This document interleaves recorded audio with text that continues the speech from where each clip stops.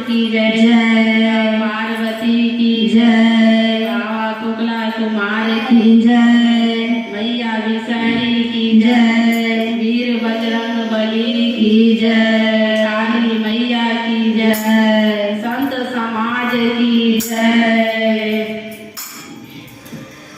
शिवा गुरु से मिलने का सत्संग का बहाना है। शिवा गुरु से मिलने का सत्संग बहाना है। शिवा गुरु से मिलने का सत्संग का बहाना है।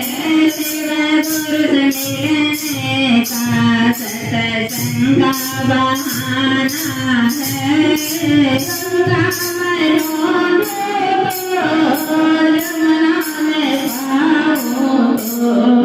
गंगा में जमुना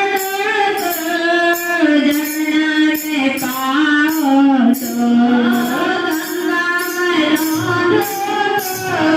जमुना में पाओ तो, गंगा में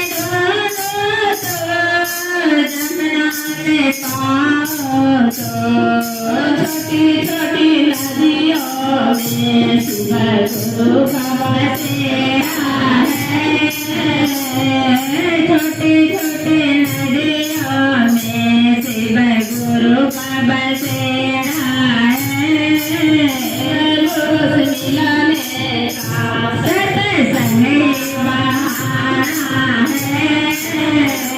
शिव गुरु से मिलने का सत्संग बहाना है।